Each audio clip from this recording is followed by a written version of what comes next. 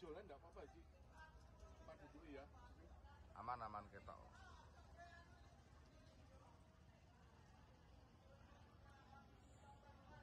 Guys, lihat sini dong guys. Cheese. Ya, kita sedang berada di Green Canyon. Kita mau menyusur sungai, teman-teman ya. Kita menikmati pemandangan indahnya sungai yang ada di daerah Pangandaran. Ini masuk daerah Pangandaran apa beda enggak? Pangandaran ya masih ya. Ya, kita masih berada di wilayah Pangandaran. Nanti itu spot keberangkatan kita.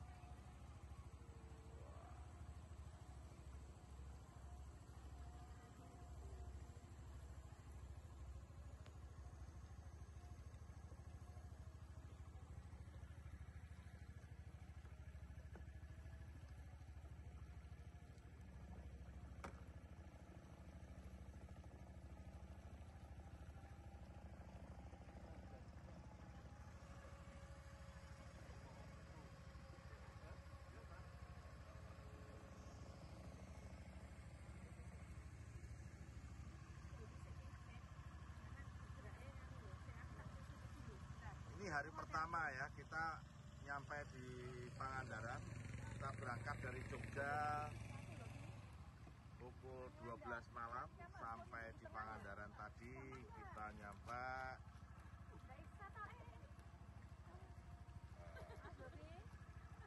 sekitar pukul 6, 5:04 lah kita nyampe. Nah, kita lanjutkan perjalanan untuk Curistat. Kita bisa jalan-jalan dulu sebelum ketemu dengan saudara-saudara yang dari Bandung. Ini ada hadiah buat kita semua, ada 2 bidadari yang lagi naik perahu ini.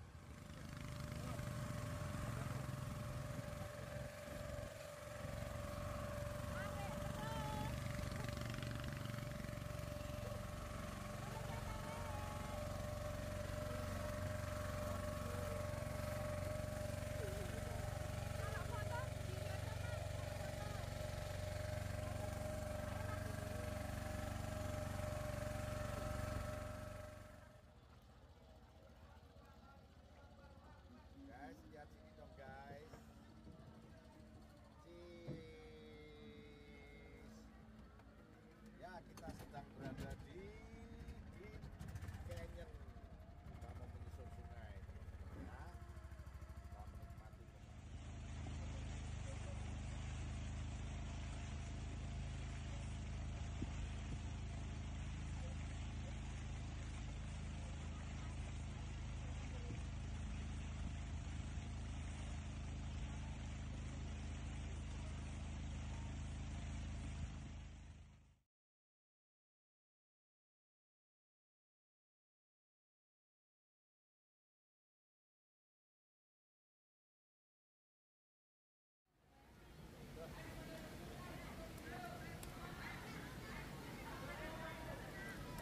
gawe video selamat ulang tahun. Oh, apa ya mau kan yang gede itu loh. Kan yang di situ. Oh, kita. Oh, di mana? Ya di mana? Yang di batu-batu lah itu. Kamu aja yang bikin.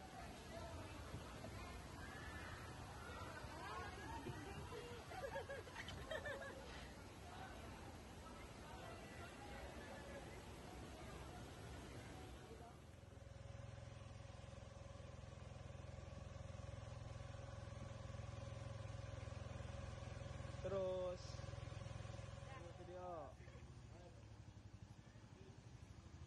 Lihat depan. Kepalanya lihat depan. Lihat sana.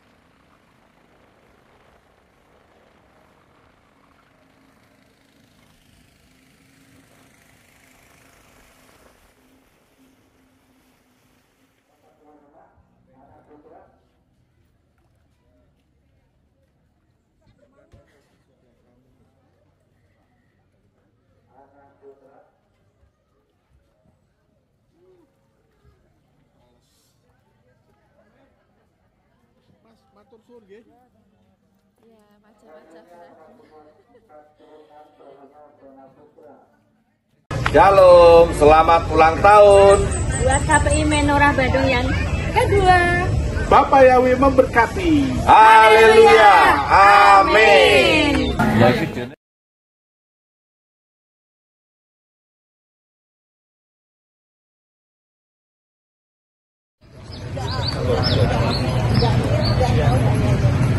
Tapi 100 murah daripada beli sendiri. Tiba 1 jam ya lumayan. Enggak, 1 kita lebih boleh. Tadi dikasih lebih jam setengah. Kita bisa 5 loh, kan pernah 1. Jangan 2. Apa 6 bisa? Tangan ini, tangan ini. Pak Robi, di mana kita Pak Robi? Kita di sini. Jangan dimasukin di YouTube ya. Ini masuk ini nanti. Pak Robi ya.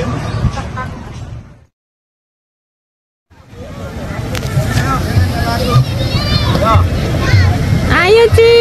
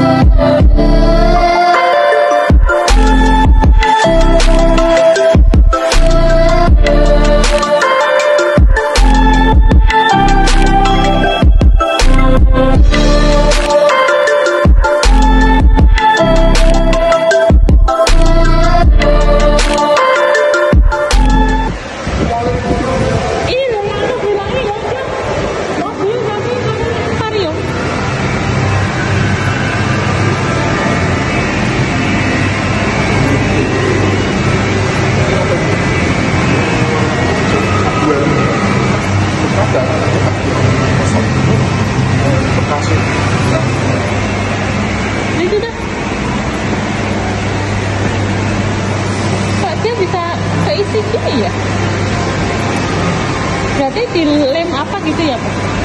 Pakai nano.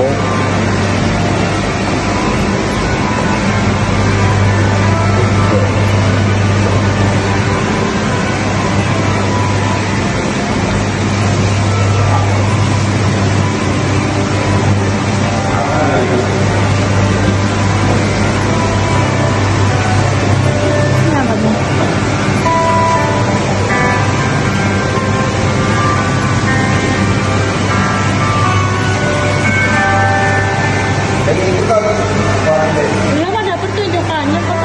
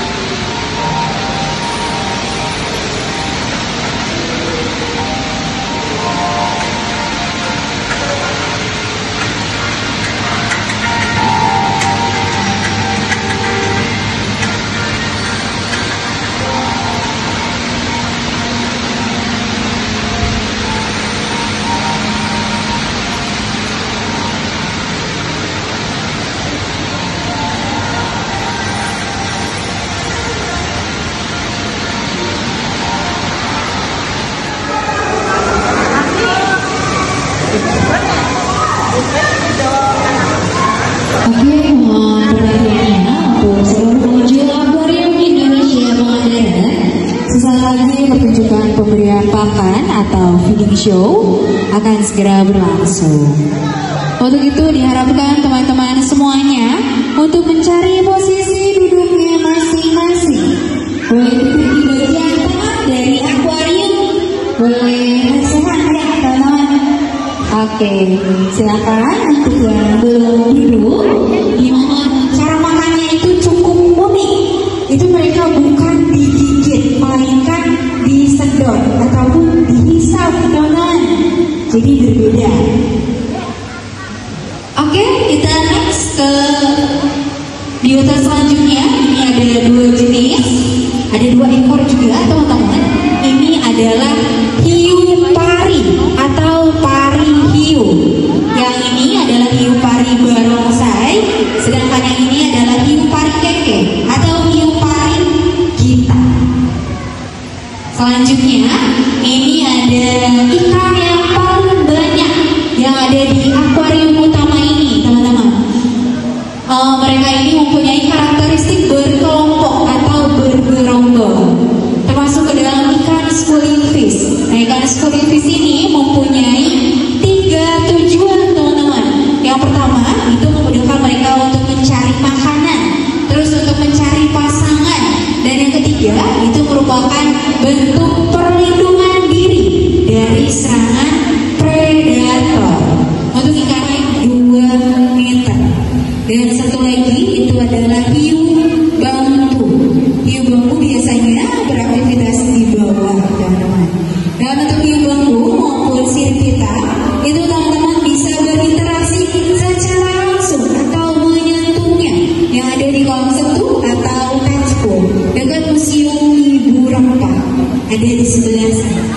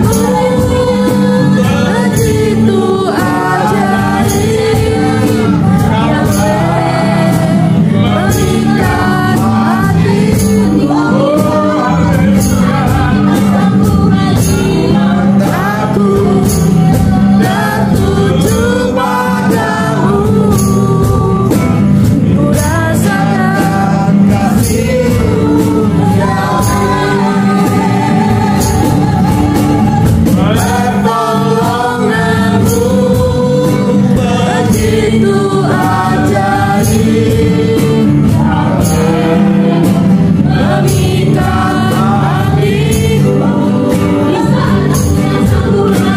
Di saat aku tak sanggup lagi, di situ tanganmu bekerja. Tolong aku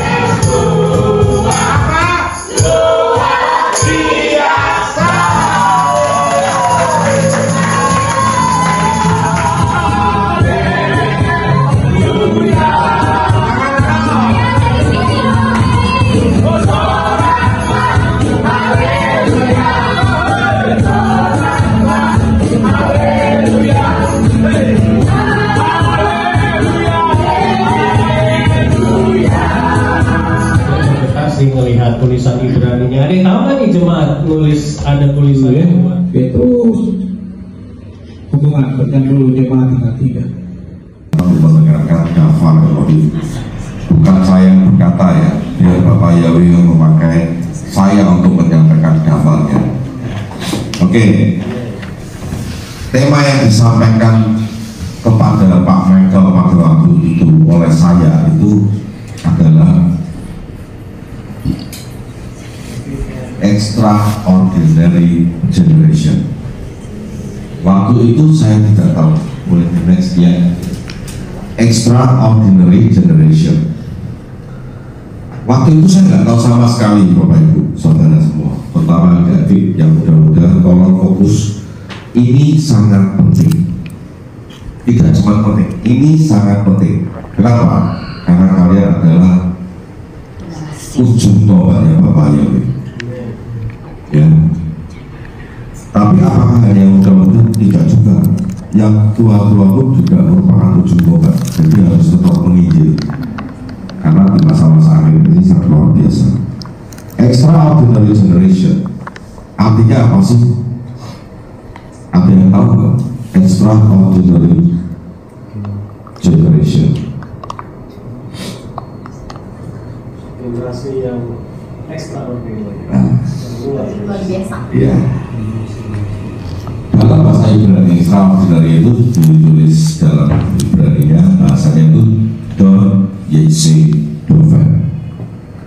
Don Yese Doven. Ya. Dalam bahasa Indonesia artinya generasi luar biasa. Para mitra kok tidak excellent generation? Excellent kan sempurna ya. Nah, tapi saya dapatnya ordinary. Waktu itu terbesit seperti layak, tulisannya ordinary generation. Dan saya nggak tahu apakah saya akan berikan itu atau tidak, karena saya belum ada materinya. Materi saya hanya di masalah akhir zaman. Tapi waktu itu saya sampaikan ke Pak Petro, saya nggak tahu. Lalu saya selidiki kata Don Yese Doven. Nah, Don Yese Doven itu kita lihat kata pertamanya Don. Yes.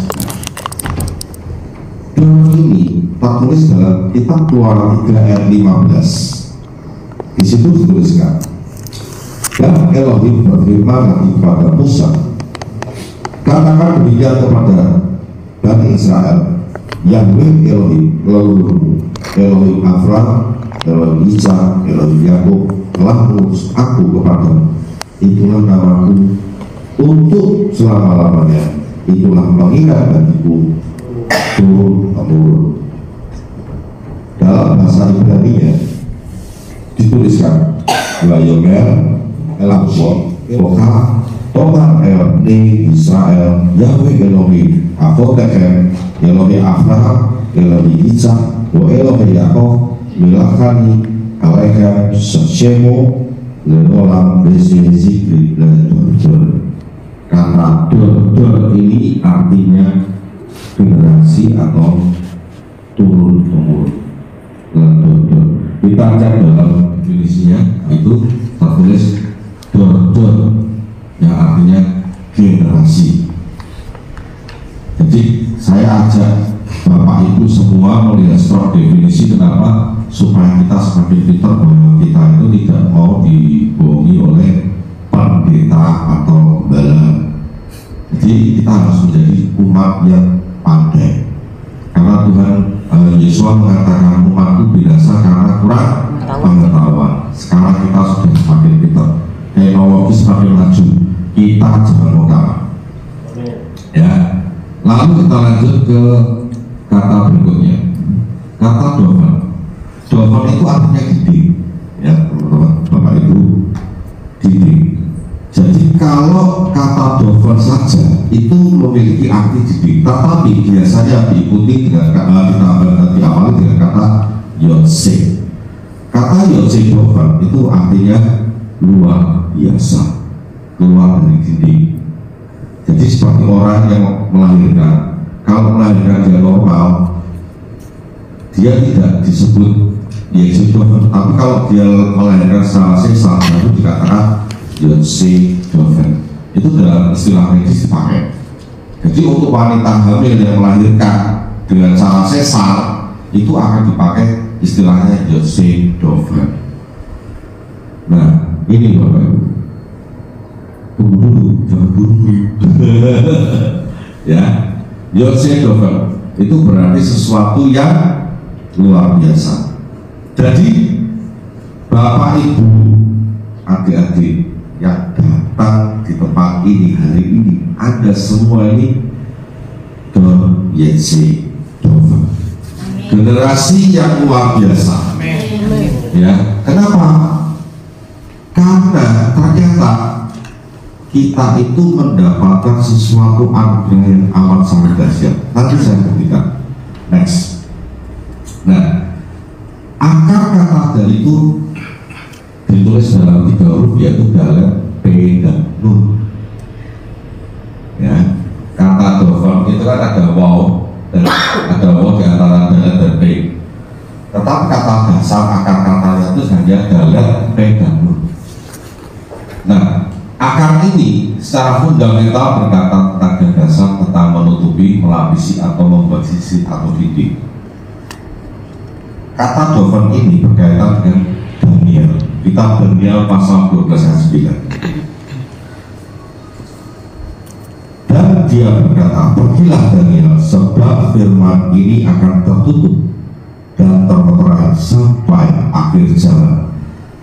Adik-adik, semua penyikapan itu masanya sekarang.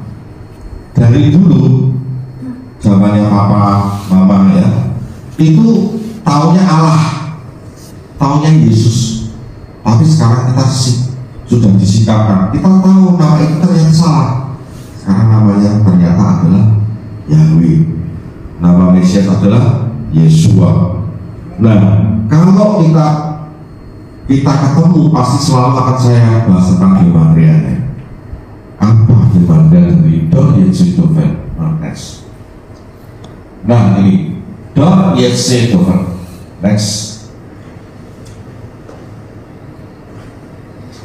Untuk gambar Gematria nggak kelihatan ya? Ya, ya, Rika nggak kelihatan ya gambar? Oh, gitu. Oke, nggak apa-apa. Kita bahas langsung aja ya. Saya kayaknya kalau duduk kok kurang nyaman ya. Lebih baik saya berdiri ya. Oke, maaf ya. Doa itu ditulis dalam huruf dalam, wow, dan res. Dalam 4, wow, 6, res 200. Kalau kita jumlahkan 210, angkanya 3. Kemudian YC, Yod, wow, Sadi, Alef, Yod 10, wow 6, Sadi 90, Alef 1. Jumlahnya 107.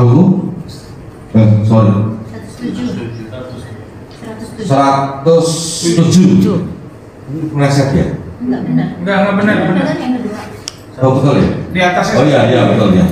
107 hasilnya 8. Kemudian Dover dalam 4, wow 6, P 80, Nun 50. Nun ini ada 2 teman-teman.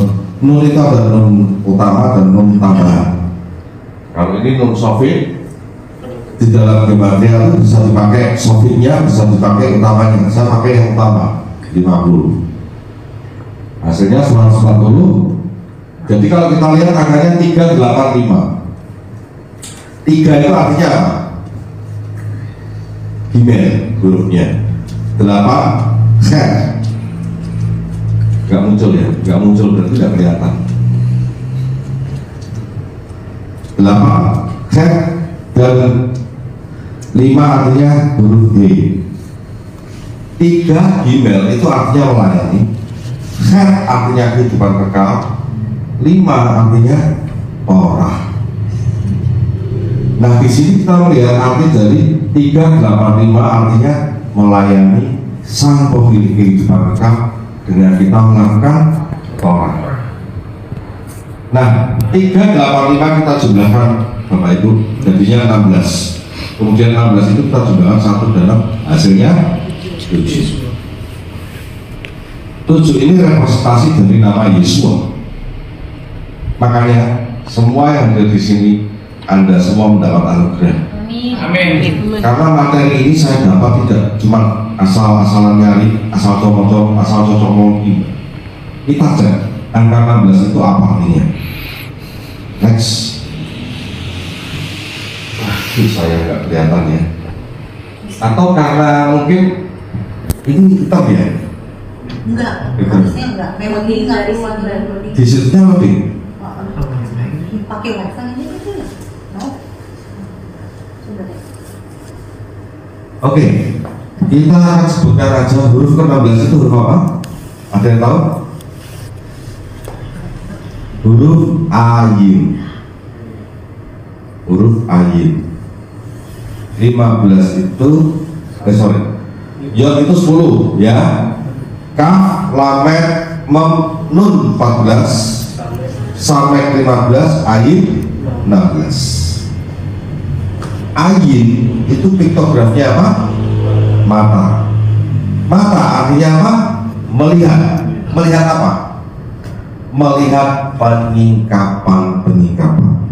Jadi dor dan sedova itu artinya Anda semua yang ada di sini adalah ada generasi-generasi yang matanya dibuka oleh Bapak Yahweh untuk melihat bahwa semua rahasia-rahasia kitab suci dibongkar. Malam hari ini luar biasa. Ya, ayin itu ini Bapak Ibu. Ayin gambarnya mata. Ini bukan sebuah kebetulan. Donnie Gentleman memiliki arti sehebat itu. Kita next.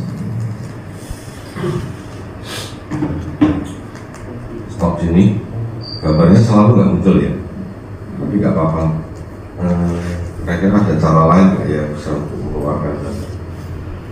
Kalau memang nggak bisa, oke, nggak apa-apa. Kita baca aja ayatnya ya. Salah satu peningkapan yang selama ini kita nggak tahu, kita ngertinya apa? Di dalam pengajaran para pendeta pada masa akhir zaman itu yang penting kamu harus bijaksana seperti 5 gadis bijaksana dan 5 gadis bodoh. Kamu jangan boleh jadi 5 gadis bodoh.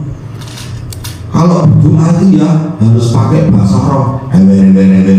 Sandalawas ya.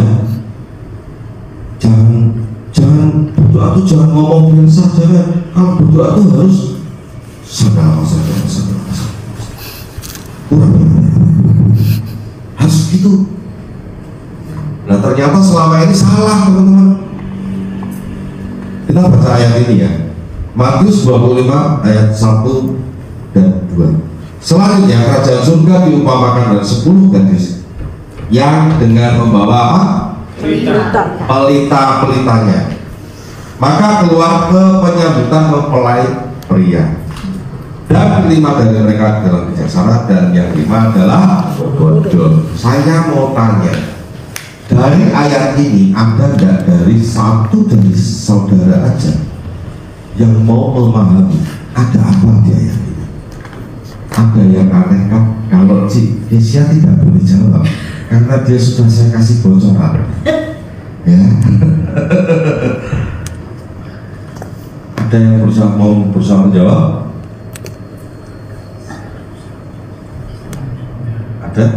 Ada yang aneh enggak? Enggak ya. Saya bilang ini ayat super aneh. Kenapa begitu? Lihat. Zaman sekarang ada listrik. Zaman dulu belum ada. Pertanyaannya, ngapain pesta malam-malam? Apalagi ini kemungkinan pesta Putra Raja ya, kemungkinan lah ya. Kalau pesta kan enak siang, ngapain malam? Kok gelap-gelapan? Aneh, perumpamannya aneh. Kenapa Yesus menggambarkannya malam? Ya. Lalu kenapa yang digambarkan itu perempuan-perempuan itu ada 10 orang dan itu dibagi 2. Kenapa yang 5 bijaksana? Kenapa yang 5 bodoh? Next, muncullah pertanyaan, 2 pertanyaan ini Bapak.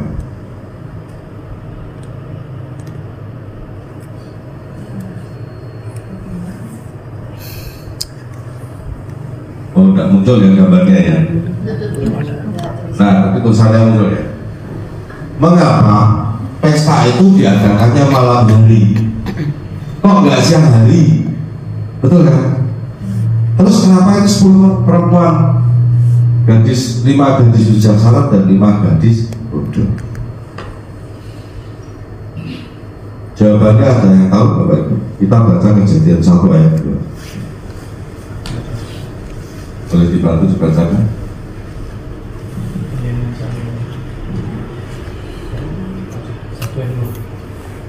Oke, kita baca di sini ada Bapak. Ya. Baca sudah.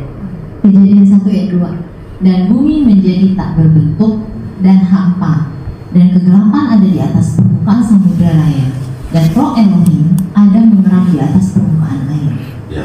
Berarti pada awalnya semuanya gelap. Nah, kenapa Yosua menggunakan perumpamaan tentang kegelapan ini? Karena kita manusia ini sudah jatuh dalam dosa. Setelah Adam ini jatuh dalam dosa makan buah pengetahuan baik dan jahat, kita tuh berada dalam kegelapan. Nangkep kan, Bapak? Jadi manusia saat ini itu mengalami yang namanya kegelapan. Nah, 5 gadis bijaksana, 5 gadis bodoh, mereka memegang lampu. Lampu ini penerang. Penerang itu artinya apa? Mereka menerima Yesua sebagai Tuhan dan Juru Selamat. Menerima Yesua sebagai Tuhan dan Juru Selamat. Tetapi masih dibedakan lagi menjadi 5 gadis bijaksana dan 5 gadis bodoh. Kenapa? Karena yang 5 itu bicara Torah, Bapak Ibu. 5 itu bicara Torah. 5 melakukan Torah, yang 5 menolak Torah. Akhirnya yang masuk ke pesta perkawinan adalah 5 gadis bijaksana. Karena apa? Minyak yang dalam berita yang dikatakan mereka membawa ini cadangan minyak, itu bicara mereka tuh sudah menabung dengan cara apa? Melakukan Torah Bapak Ibu. Tadi siang kita sudah bahas ya. Tadi siang kita bahas, dan ini ternyata salah satu petunjuk bahwa kalau kita tidak mau melakukan Torah, kita masih ngeyeli babi tetap aja dimakan, ya, lele tetap aja dimakan, makan makanan yang tameng, terus apalagi kalau ngomong terhadap orang tua nggak ada sopan santunnya, itu Torah loh. Menghormati orang tua itu Torah. Itu adalah gambaran 5 gadis bodoh kalau tidak mau melakukan Torah. 10 itu bicara 10 perintah Elohim. Betul kan? Apa itu semua kebetulan? Tidak. Bapak Yahweh itu selalu mempunyai konsistensi di dalam angka gematria, dan bukti-buktinya ada. Mungkin ada yang bisa dalam hati mengatakan, itu kan kebetulan Pak Robi. Gak apa-apa, tapi coba selidiki dulu. Selidiki lagi pelan-pelan. Apa yang saya sampaikan ini sesuai firman kan? Ya, next. Jadi ini saya akan singkat karena memang tadi kita sudah banyak berbicara ini Bapak Ibu ya. Torah itu penerang dalam kegelapan. Makanya tadi waktu di Kejadian 1 ayat 2 dikatakan roh Yahweh mengerang di atas permukaan air kan. Nah, Bapak Yahweh itu kan terang itu sendiri. Jadi dia menerangi kan. Nah, sebagai penerang, dan arti dari 5 gadis bijaksana dan gadis bodoh adalah Torah itu sendiri. Yosua 1 ayat 8. Kita baca. Kitab Torah ini tidak boleh menjauh dari mulutmu, dan engkau harus merenungkannya siang dan malam, agar engkau dapat berhati-hati bertindak menurut seluruh apa yang tertulis di dalamnya. Dengan demikian engkau dapat membuat jalanmu berhasil, dan kemudian engkau dapat bertindak bijaksana. Ini Yosua yang menyampaikan. Kita mesti tahu Yosua itu siapa. Yosua adalah 2 pengintai yang berhasil masuk ke tanah perjanjian kan. Yosua itu nama aslinya adalah Hosea. Hosea artinya adalah menyelamatkan. Lalu sama Mose diganti namanya menjadi Yehosua, yang artinya Yahweh menyelamatkan. Yehosua dipres lagi karena perkembangan zaman menjadi Yesua. Nah, Yesua itu yodnya itu Yahweh, Shua-nya itu berasal dari kata Yasha yang artinya menyelamatkan. Nah, ini peningkapan ini di kekristenan nggak ada pendeta-pendeta yang tahu, nggak ada pendeta-pendeta yang mengajarkan. Next. Nah, Matius 22 ayat 37 sampai 39. Ayat ini sering dipakai untuk menolak orang. Jadi ya Bapak Ibu, kita itu generasi yang sangat luar biasa. Kenapa? Karena dengan ini kita diungkapkan bahwa ternyata Torah itu harus dilakukan. Selama ini berusaha ditutupi. Tadi Daniel mengatakan apa?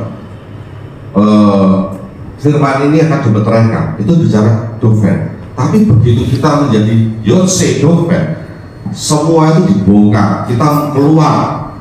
Ya, kita keluar dari pemahaman-pemahaman lama. Kita keluar dari doktrin-doktrin gereja. Ini adalah doktrin yang dipakai mereka.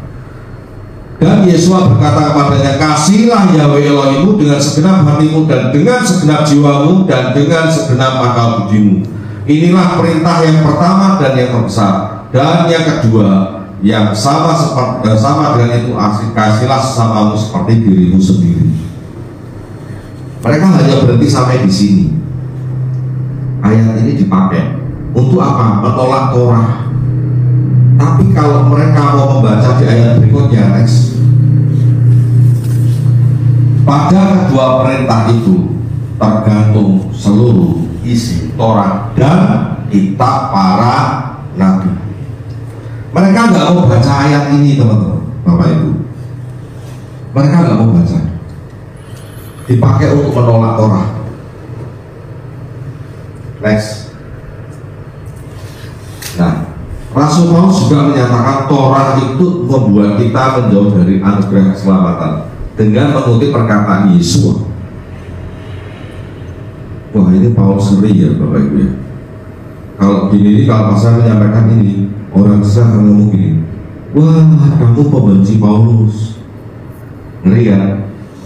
Paulus tidak pernah salah dalam menuliskan kitab suci. Next.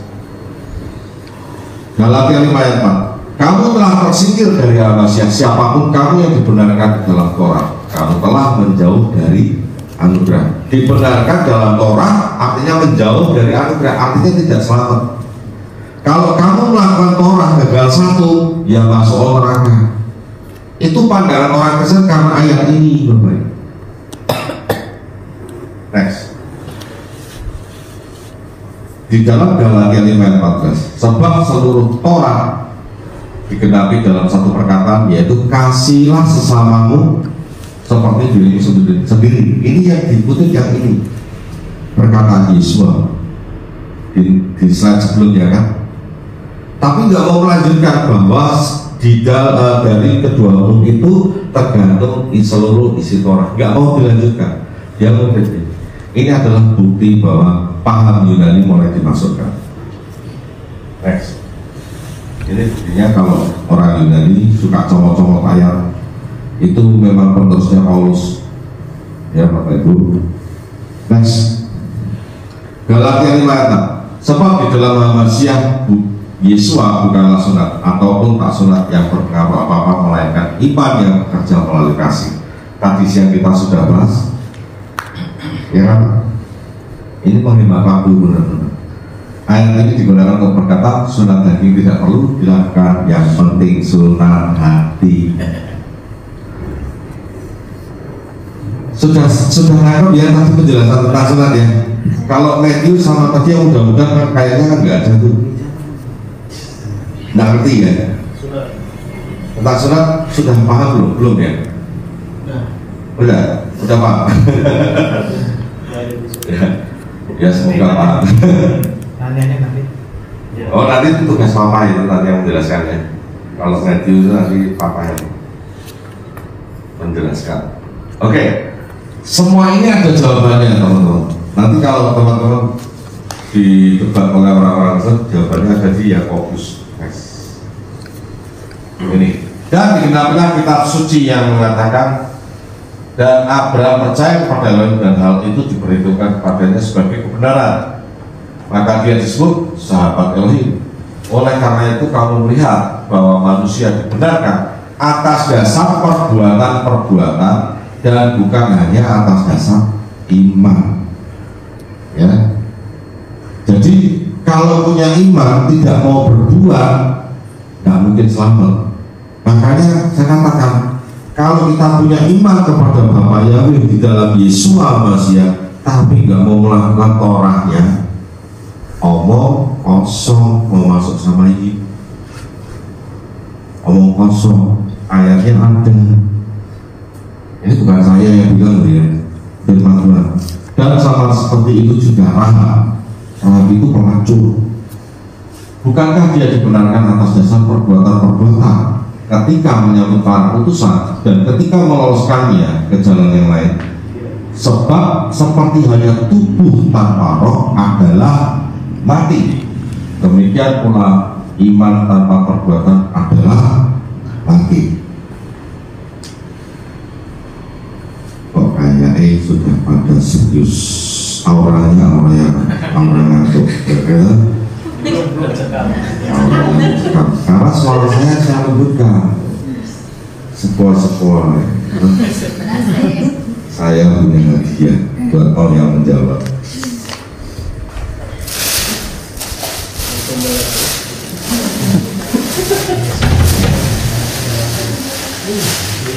Saya punya hadiah kaos. Ini kaos produknya Jovan, iklan guys, iklan. Produknya BLV ya. Pertanyaannya adalah, yang Bali nggak boleh ikut jawab karena sudah tahu. Kali ini ada dua jawabannya. Kalau yang Bali boleh ikut menjawab jawaban yang kedua. Kalau tepat saya kasih, kalau enggak maafkan saya. Oke. Siap berarti? Saya siapin dua. Perhatikan kata-kata saya. Waktu Mose mengangkat tongkat,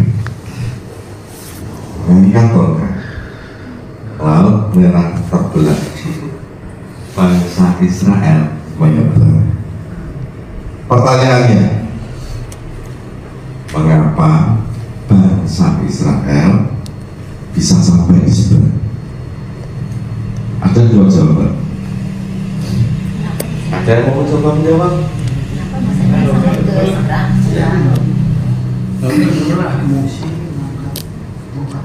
Waktu Mose mengangkat tongkat,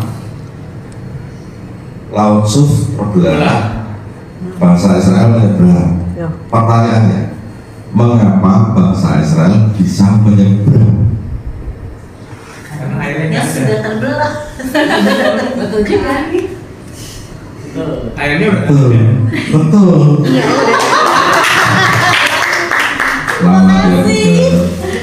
Yang kedua, Bali memang Bali. Bali warga silahkan. Iklan. Ini produk BLV. Ayo. Jawaban kedua apa? Saya tahu.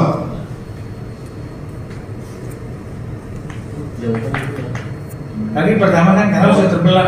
Iya, karena airnya terbelah. Kenapa bisa? Yang kedua karena Bisa air sampai sudah kering. kering. Apa? Airnya sudah kering. Ada lagi yang lain? Salah. Oh, salah. Terbelah tapi kalau belum kering kan nggak bisa. Yang tiga kayaknya tertarik mau menjawab.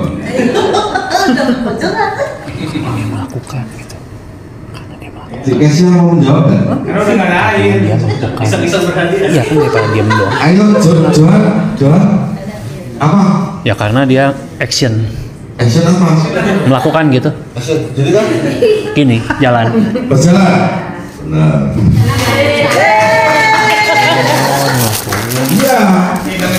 Ya karena berjalan. Dan kalau Moses berangkat tongkat, lautnya terbelah, bangsa Israel, wih, lewat. gini doang cuma kamu keberang, betul kan? Kan harus jalan dianya. Itu kamu jualan. Aduh. Ya, Saya udah tahu ternyata duluan saya dapat kaos. Enak loh. tapi memang Pak Gembala ini dari top situ loh, Pak Gem ini orangnya straight, lurus. Lu nggak mau ikut pemahaman bapaknya ini? Out. Ya, lu bersyukur bapak itu punya gembala hebat. Ya. Jadi di Yakobus tadi menyatakan bahwa kalau kita punya iman, kita nggak punya usaha untuk melakukan, ya percuma. Ingin doang, tapi nggak ada hasil, nggak ada action. Nah, oke, panas. Iklannya sudah habis. Ya. Dan setelah mengetahui anugerah yang diberikan kepada Yakobus dan Kefas dan Yohanes yang dipandang sebagai sokong guru, memberikan berbagai kemitraan padaku dan pada Barnabas agar kami pergi kepada bangsa-bangsa lain dan mereka kepada orang-orang yang bersunat. Perhatikan nama Petrus. Kenapa dia ditulisnya Kefas? Sebelumnya ditulisnya Petrus. Nama aslinya siapa? Kefas. Masih ditambahi S. Artinya memasukkan pola Yunani ke dalam pola Ibrani. Ini kita nggak sadari Bapak Ibu.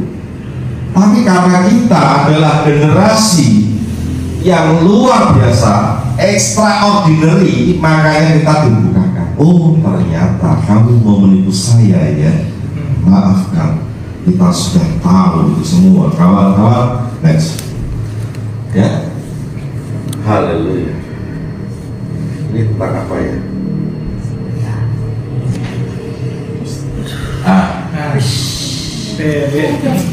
Mulailah tema yang panjang.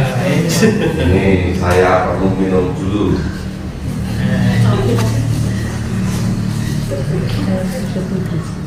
Itu siapa yang netral? Dapat kaos nggak? Panda. Nanti tak kasih pertanyaan. Kayaknya ada yang ngiri, kurang satu ya.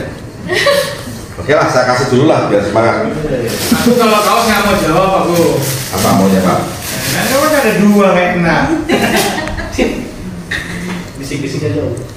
Ya, pertanyaannya. Waktu Yesus berjalan dari kejauhan si Sakyus lihat, ada Yesus. Aku pengen berjumpa sama Yesus. Terus dia manjat pohon. Kok bisa?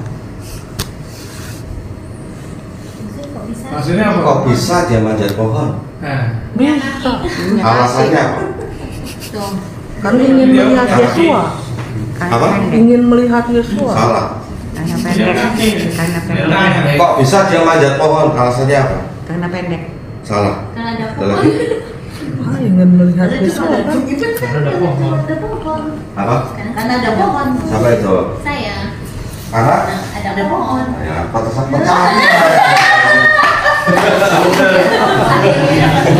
Ya karena ada pohon kan? Kalau nggak ada pohon apanya yang mau dipanjat? Kalau kita sudah bilang.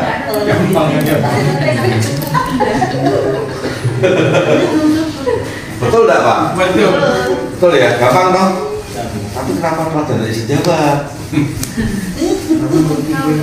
Belum jauh. Itulah manusia Pak.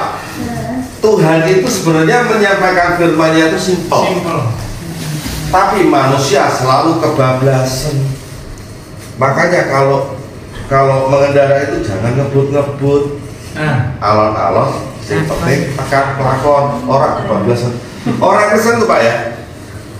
Seringkali gini, kalau berdoa pakai bahasa roh nanti kamu biar selamat. Itu ya bener, sampai surganya kebablasan, kejelupuk malah masuk neraka. Karena salah kebablasan, ya itulah manusia. Kenapa saya mau ajak seperti ini? Supaya kita berpikir bahwa Tuhan itu menyampaikan firman-Nya itu sebenarnya simpel. Nggak perlu jelimet Bapak Ibu. baca kitab ya cuma dibaca aja sudah kita ngerti. Kalau tidak ngerti nanti penjelasannya ada di bagian bawah. Mati ya. Tes. Kayaknya baterainya.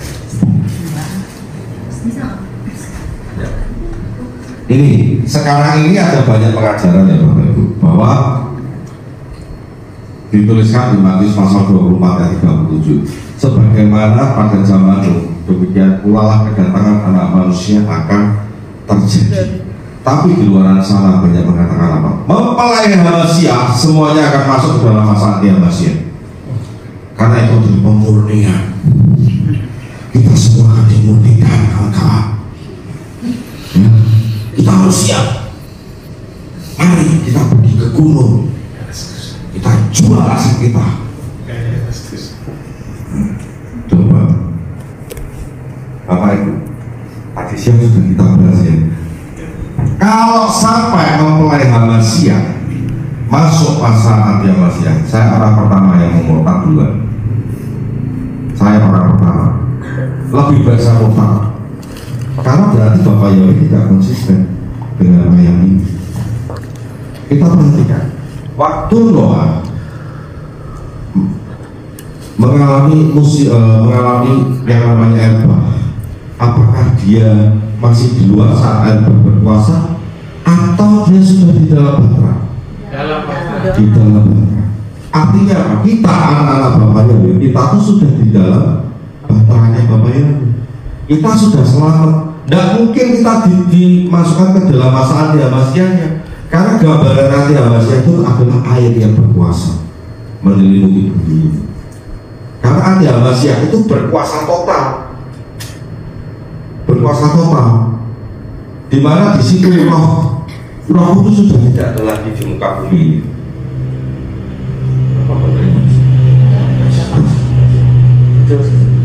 Nah, nggak usah pakai aja ya. Pakai aja.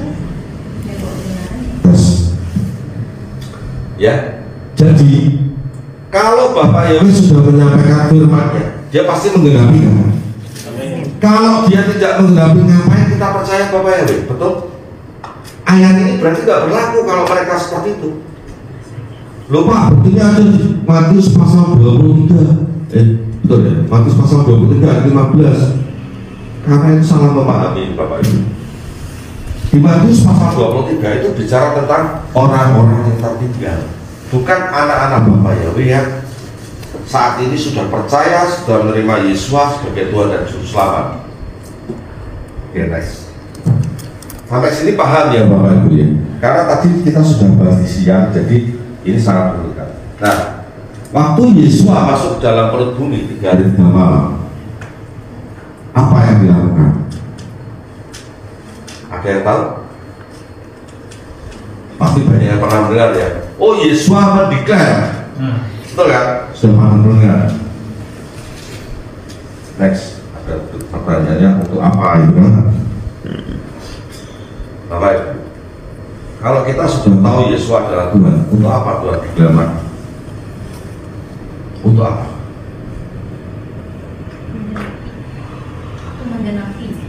Kalau memang Tuhan Yesus adalah Tuhan, kenapa dia mendeklar lagi? Menggenapi apa? Menggenapi rencana Bapak Yahweh. Rencana yang mana? Banyak rencananya. Ya, rencana keselamatan. Keselamatan kan di dunia orang mati kan. Kalau selama ini kita tahunya kan orang mati sudah ada kesempatan. Ya, tapi kan ada firman yang harus digenapi.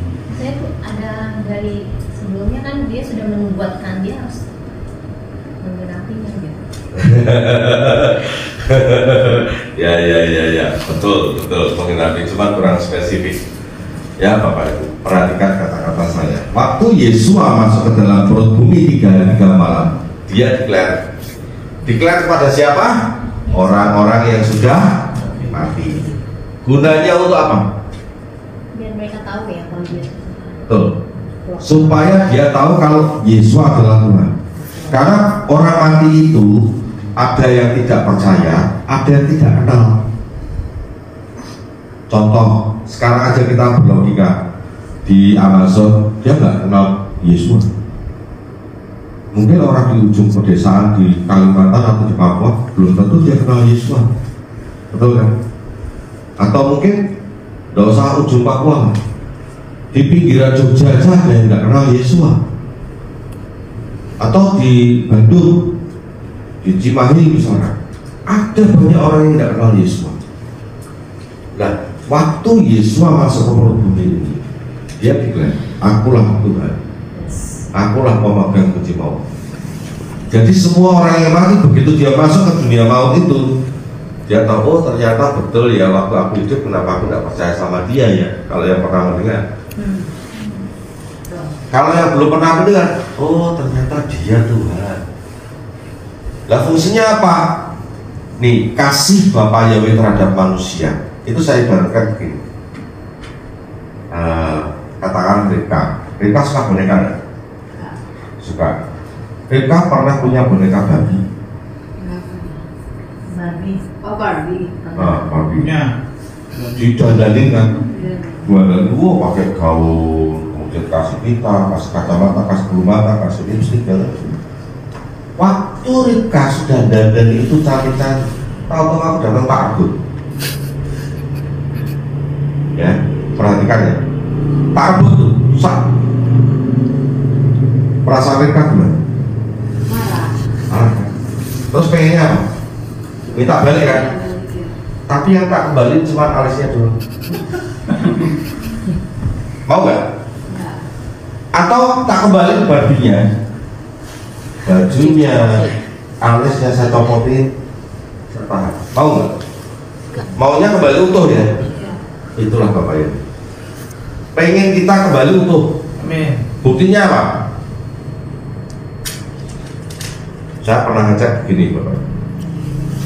Selama ini pendeta mengatakan, oh kita nanti kalau rapture ya, tubuh kemuliaan akan terjadi dalam tubuh kita. Kita akan diubah, kita menjadi tubuh kemuliaan. Saya mau tanya, ada ayatnya nggak di firman Tuhan?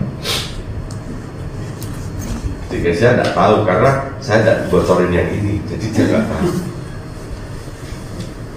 Tidak pernah ada ayat di dalam kitab suci yang mengatakan kita akan diubah dalam tubuh kemuliaan, tidak ada, hanya di Filipi. Perhatikan waktu Henokh diangkat. Waktu Henokh diangkat, apakah dia diubah? Dia masih berwujud daging. Elia sama, Yesua sama, tubuhnya seperti tubuh manusia. Betul nggak? Nggak ada beda. Artinya apa? Bapak Yahweh itu pengen direbut kembali semua, utuh. Sama seperti saya kasih analogi tadi Rika. Waktu dia mau merebut boneka lagi dari saya, otomatis dia maunya utuh kan? Nggak mungkin mau ketinggalan setitik pun di bawah saya. Betul? Pengennya semua kembali utuh. Kalau sobi itu dibeli sama baju lagi, kan? Itulah yang Bapak Yahweh mau dari kita. Inilah kasih Bapak Yahweh kepada manusia. Dimana saat nanti rapture terjadi, next kita baca ayat ini. Daniel 12 ayat 2. Dan banyak di antara orang-orang itu yang tidur di dalam gedung tanah akan bangun, sebagian untuk mendapat kehidupan yang kekal, sebagian untuk menjadi malu dan kejijikan yang kekal. Kalau kita melihat ayat ini, menurut Bapak Ibu, ini tentang apa? Saya kasih pilihan, penghakiman atau pengadilan tata budi, atau tentang raja. Ayat ini apa Bu? Penghakiman. Oke, Bugem mengatakan penghakiman. Pak Aditya? Raja. Bu? Raja. Ibu? Jumlah raja. Ya, kita baca ayat yang pertama. Silakan dibacakan. Dan pada waktu itu akan muncul Mikael, Ya. pemimpin besar yang akan mendampingi anak-anak bangsamu, dan akan ada suatu masa kesusahan yang besar seperti yang belum pernah terjadi sejak bangsa-bangsa ada sampai pada waktu itu. Dan pada waktu itu bangsamu akan dibebaskan, yakni semua orang yang akan didapati namanya tertulis dalam kitab. Ya, kata kuncinya adalah kesusahan besar. Berarti bicara tentang rapture atau masa anti Abbasiyah. Jadi rapture dulu, terus masa anti Abbasiyah. Apa ini maksudnya? Tidur di dalam kebutaan. Ada yang tahu? Mati. Orang mati itu istilahnya tidur. Makanya kalau kita melihat orang mati, kita misalkan pergi ke rumah duka, wajahnya itu seperti orang tidur kan. Makanya kalau orang tua zaman dulu, kalau ada orang tidur nggak boleh difoto. Jangan difoto. Kailok katanya. Ya. Nah, yang tidur di dalam debutan akan bangun. Bayangin, ini terutama yang muda-muda ya, jangan ramein. Orang yang pernah hidup dan mati sejak zamannya Adam sampai rapture terjadi akan dibangunkan semua. Ayatnya ini memang ada beberapa yang tidak dibangunkan. Itu hanya seperti kayak Firaun yang pernah mengaku dirinya dewa dan Tuhan, itu tidak dibangunkan. Ada di kitab Wahyu. Tapi semua manusia itu akan dibangunkan. Jadi kalau misalkan sampai waktu rapture terjadi ya, terus saya ketemu engkau yang sudah meninggal, artinya saya ketinggalan. Kalau sampai ketemu leluhur hidup lagi, lu kongco, lu makco, kok di sini? Padahal sudah mati sebenarnya. Ya, itu artinya kita sudah ketinggalan. Kita nggak ikut di rapture. Buktinya apa? Ini mendapat kehidupan kekal itu orang-orang yang percaya Yesua, Bapak Yahudi di dalam Yesua, bahkan diangkat. Sedangkan yang lainnya dapat kejijian kekal. Next kita lihat strongnya. Kata tidur itu apa?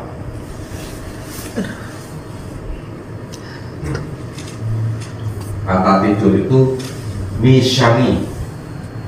Berarti mishani adalah afar yakitsu ela lelkai olah ela lelkafot bidraun olah. Mishani ini akar kata dari yashen. Next kita lihat nanti bolak-balik ya Rika, maju mundur ya supaya bisa nih. Yashen transliterasi artinya tidur. Mishani tadi artinya tidur. Sedangkan afar itu artinya debu tanah. Jadi orang yang tidur dalam debu tanah. Next dulu. Nah ini lideraon. Tadi kata kejijian kekal itu dari kata ini deraon. Nah deraon sendiri ternyata bukan kejijian kekal, tetapi artinya broken and useful, meaning to repulse. To repulse tau? Ada yang bisa bahasa Inggris? Repulse apa artinya? Oh, maaf. Untuk menolak, artinya ditolak karena tidak tercatat dalam kitab kehidupan. Artinya apa? Tidak diangkat, ditinggal. Jadi kitab suci kita yang mengartikan kejijian kekal itu salah. Tidak ada kata-kata kejijian kekal sebenarnya. Betul kan? To repulse untuk artinya untuk menolak. An object of aversion artinya objek yang tidak disukai. Back to tadi ke ayat yang tadi. Lagi ke ayat bahasa ini. Kalau kejijian kekal bahasa Inggrisnya apa? Kan enggak ada. Tadi deraon tadi artinya kan ditolak ya. Nah, mendapat hidup yang kekal itu karena orang yang diterima Bapak Yahweh diangkat, sudah pasti dia akan hidup kekal. dia tidak akan lagi bisa digodai, nggak bisa lagi disesatkan. Tetapi orang-orang yang ketinggalan yang ditolak ini masih ada kesempatan. Untuk apa? Untuk bertobat. Artinya apa? Dia harus membayar dengan darahnya sendiri. Akhirnya dia harus menolak diberi jus, kemudian dikasih tanda, menyembah binatang buas. Kalau mereka berhasil mempertahankan iman, selamat. Tapi saya mau tanya, siapa yang tahan? Nggak ada yang tahan. Nggak ada yang tahan. Makanya saya katakan, kalau memang mempelai Hamasiyah nanti harus masuk ke masa hati Hamasiyah, harus dikejar-kejar, saya lebih baik murtad kok, karena saya tidak mungkin kuat. Betul nggak? Enak, saya lebih baik makan babi, ngerasain nikmatnya hidup, makan udang. Betul kan? Loh, karena Bapak Yahweh pelan kan gitu. Tapi nyatanya Bapak Yahweh tidak beri pelan, Bapak Ibu, teman-teman.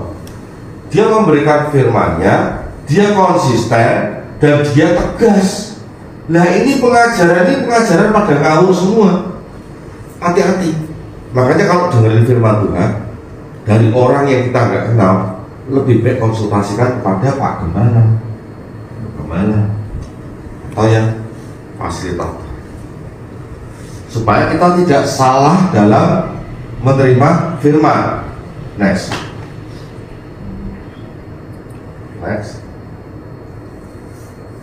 Oke.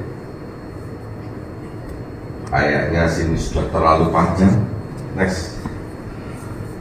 Nah, ini Bapak Ibu.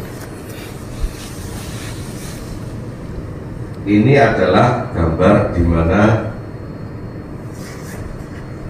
kita itu adalah tentara-tentara yang Bapak Ibu sebagai pemanah. Supaya tidak ngantuk, saya pengen ngajak untuk bermain. Ya, ini yang terakhir Bapak Ibu.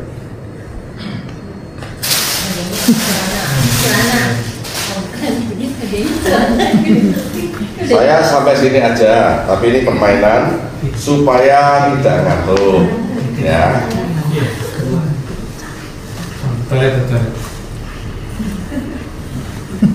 Mau kemana Pak? Oh ke toilet. Saya mesti buka. Oh iya, betul.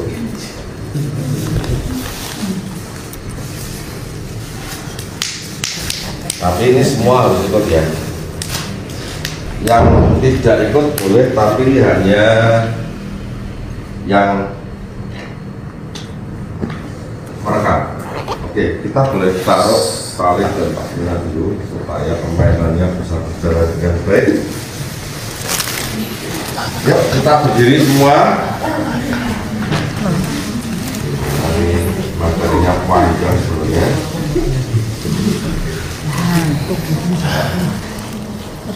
Oke.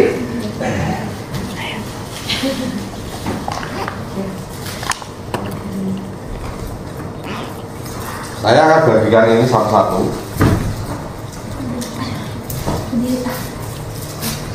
Jadi ini harus ditaruh di tangan begini ya. Tangan kanan. Kanan.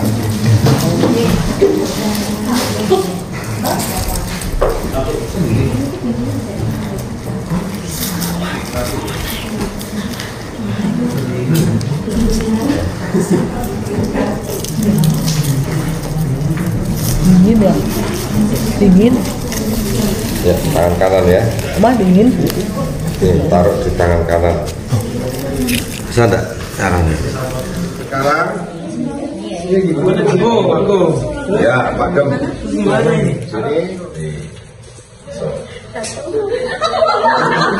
Nah, sekarang yang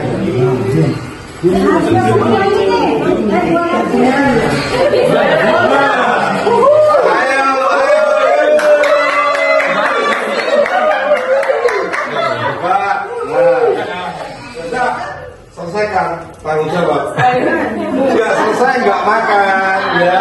Oke, dilepas. Selamat ya, hebat.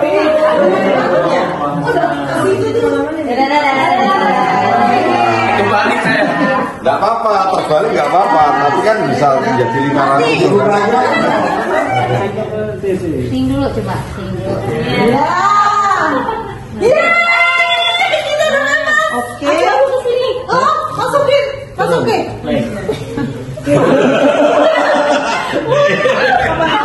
Ayo, apa di kanan?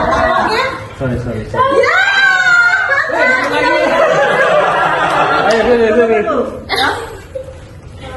Oke,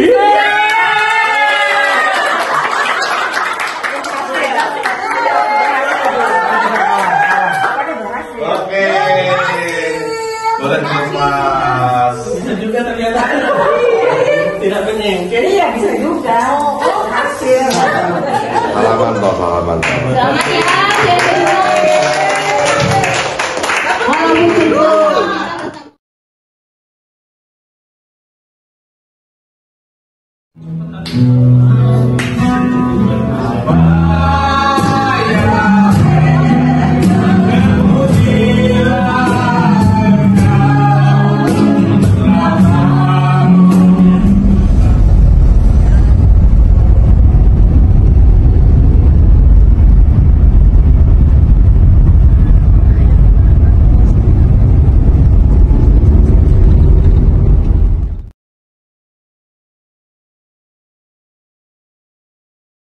Nonton jarang masuk TV lagi ya lawai.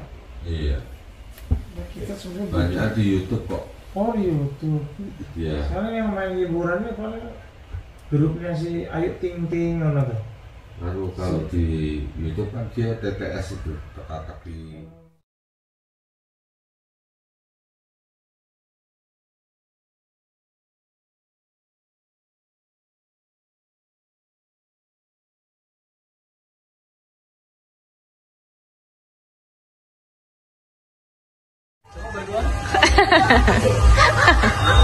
Anak kecil protes nih.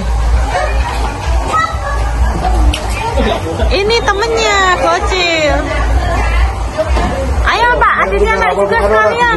Ora terus main.